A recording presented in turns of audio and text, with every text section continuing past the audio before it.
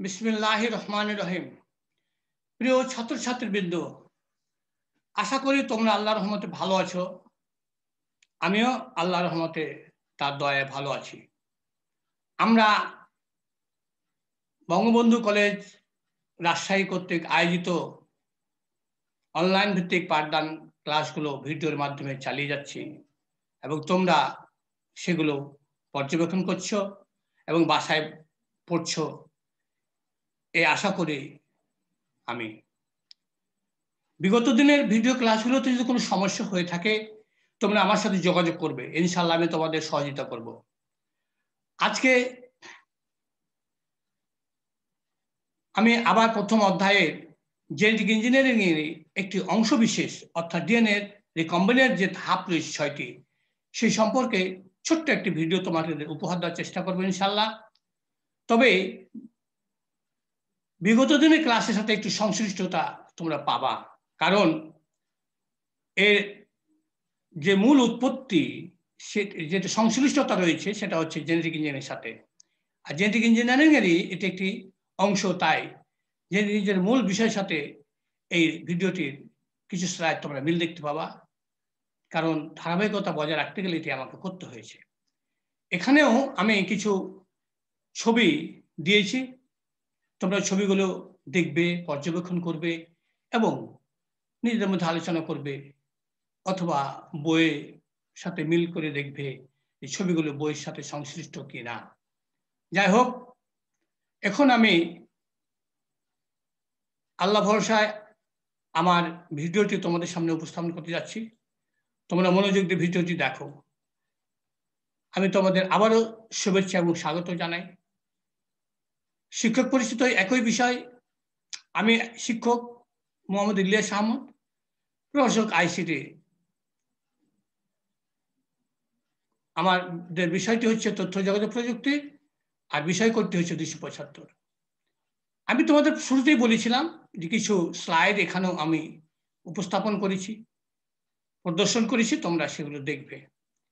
যদিও প্রথম স্লাইডে আমার কিছু নাম্বারিং করা ছিল, কিন্তু পরবর্তীগুলো আমি নাম্বার করে নেই, তোমরা দেখলেই বোঝার চেষ্টা করবে আর কি। যাই হোক, এই স্লাইডগুলো তোমরা পর্যবেক্ষণ করো, এখান থেকে কি বুঝতে পারো সেটি তোমাদের কাজে লাগবে, পড়ার সাথে সঙ্গতি রয়েছে।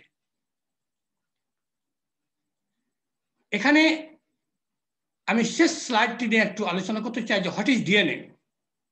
ডিএনএ এর পুরো অর্থটি হচ্ছে ডিঅক্সিরাইবোনিউক্লিক অ্যাসিড। বাম দিকের ট্রানজেনিক কাউ অর্থাৎ গরু, ট্রানজেনিক প্রসেসে করে এই গরুটি তৈরি করা হয়েছে, যেখানে 13% বেশি দুধ বা প্রোটিন আমরা পেতে পারি। ডান দিকে রয়েছে যে একটি কেঁচি, এই কেঁচি দিয়ে এনজাইম কেঁচি, এটা আণবিক কেঁচি বলা হয়। এই কেঁচিটির গুরুত্ব অনেক এবং এই কেঁচিটি আবিষ্কারের পরে পরে এই জেনেটিক ইঞ্জিনিয়ারিং এ গবেষণার ক্ষেত্রে যে ঝড় উঠেছে বলা যায়, তা মানে বলার অপেক্ষা রাখে না। যাই হোক, প্রত্যেকটি আবিষ্কার, প্রত্যেকটি গবেষণারই একটি ভালো দিক রয়েছে। শেষ যে ছবি সেটি ডিএনএ রিকম্বিনেন্ট স্টেজ ধাপ, এটি তোমরা লক্ষ্য করবে ডান দিকে, আর বাম দিকেটাও তোমরা লক্ষ্য করো।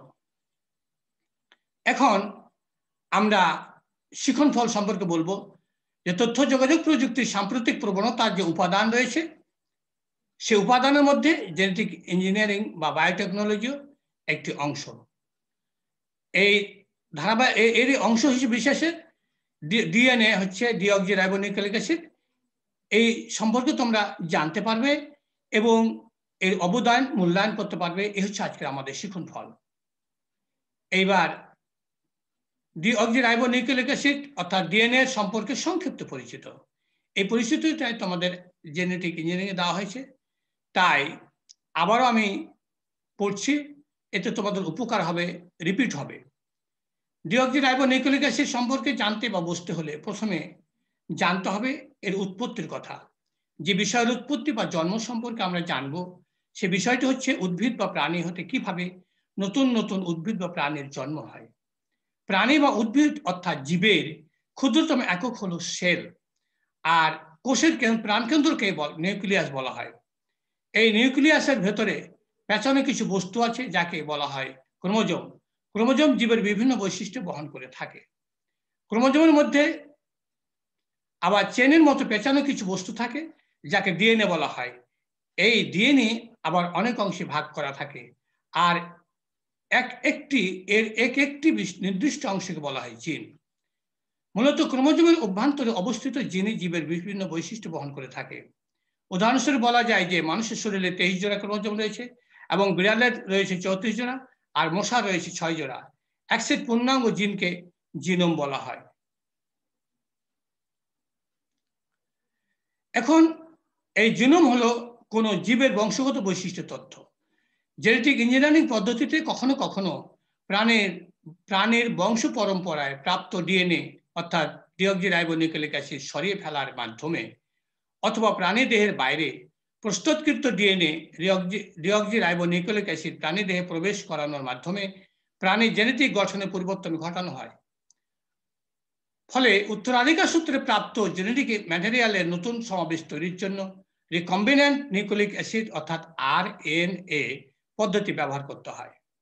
জেনেটিক ম্যাটেরিয়ালের নতুন সমাবেশ পরোক্ষভাবে ভেক্টর সিস্টেম প্রয়োগ করে অথবা প্রত্যক্ষভাবে ম্যাক্রো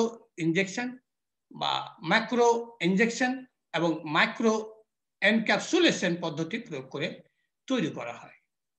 জেনেটিক ইঞ্জিনিয়ারিং এর মাধ্যমে প্রজনন ছাড়া ডিএনএ অর্থাৎ ডিঅক্সিরাইবোনিউক্লিক অ্যাসিডের নতুন সিকোয়েন্স বা পর্যায়ক্রমে তৈরির প্রক্রিয়া 1970 সাল থেকে শুরু হয়।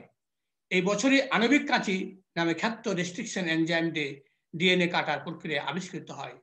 আমি তোমাদের যে স্লাইডগুলো উপস্থাপন করেছি সেখানে তোমরা একটি কেঁচি দেখতে পাচ্ছ। সেই কেঁচি যাকে আণবিক কেঁচি বলা হয়, এবং এই আণবিক কেঁচি দিয়ে রেস্ট্রিকশন এনজাইম, আণবিক নামের এই খ্যাত রেস্ট্রিকশন এনজাইম দিয়ে ডিএনএ কাটার প্রক্রিয়া আবিষ্কৃত হয়েছে এবং এটি দিয়ে কাজ করা হয়। এবং তখন থেকেই জেনেটিক ইঞ্জিনিয়ারিং এর জয়যাত্রার পথ অত্যন্ত সুগম হয়েছে। যাই হোক, এখন আমি যে বিষয়টি নিয়ে তোমাদের সাথে কথা বলবো সেই বিষয় যেটিকে বলছে রিকম্বিনেন্ট ডিএনএ প্রযুক্তির ধাপসমূহ।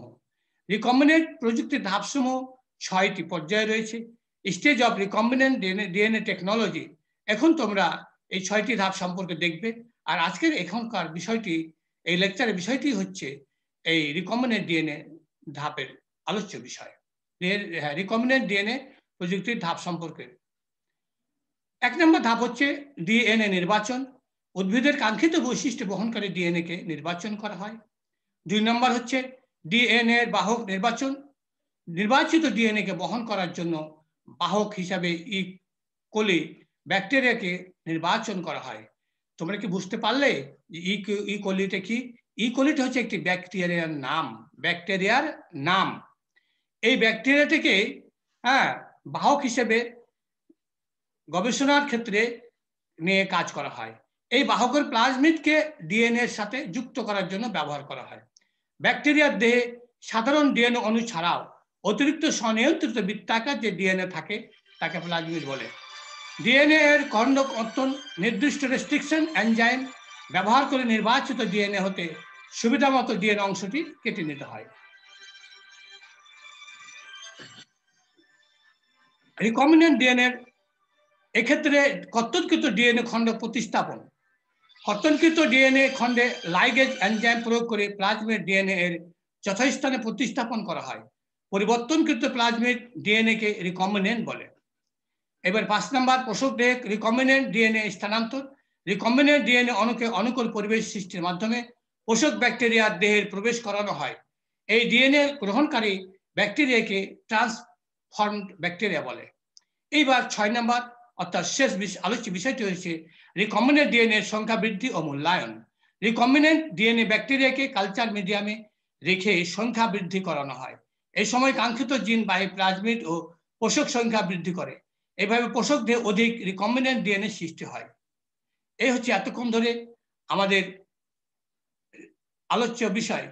এখন ডিএনএ ডিঅক্সিরাইবোনিউক্লিক অ্যাসিডের ভয়াবহতা বা ক্ষতির দিকটি আমরা আলাপ করব সংক্ষিপ্ত আকারে, অতি সংক্ষিপ্ত আকারে। যার ভালো দিক আছে তার মন্দ দিকও রয়েছে। এটি আমাদের সার্বজনীন সচরাচর একটি কথা, কিন্তু আসলে সত্য কথা।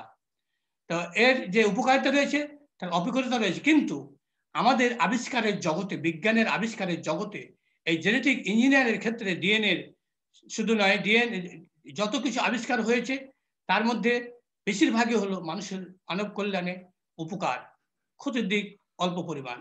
ডিঅক্সিরাইবোনিউক্লিক অ্যাসিডের ভয়াবহতা বা ক্ষতির দিকটি হচ্ছে রিকম্বিনেন্ট ডিএনএ যদি কোনো কারণে ক্ষতিকর কারণ হয়ে পড়ে তাহলে এর প্রভাবে জীবজগতে বিপর্যয় নেমে আসবে। এই হলো বিষয়টি। এখন আমরা বাড়ির কাজ সম্পর্কে দেখব। বাংলাদেশ ক্ষেত্রে জেনেটিক ইঞ্জিনিয়ারিং, জৈব প্রযুক্তি, ব্যাকটেরিয়ালজি প্রয়োজনীয়তা সম্পর্কে 100 শব্দের একটি আর্টিকেল ইউনিকোড এর নির্মলা ফন্টে লিখে ইমেল করবে। আমার ইমেল হলো ilyas441@gmail.com। পরিশেষে তোমাদেরকে আমি আবারও শুভেচ্ছা, স্বাগতম জানাই, তোমাদের সুস্বাস্থ্য কামনা করি এবং তোমরা লেখাপড়া মনোযোগী হও এই আহ্বান করে ধন্যবাদ দিয়ে শেষ করছি। আল্লাহ হাফেজ।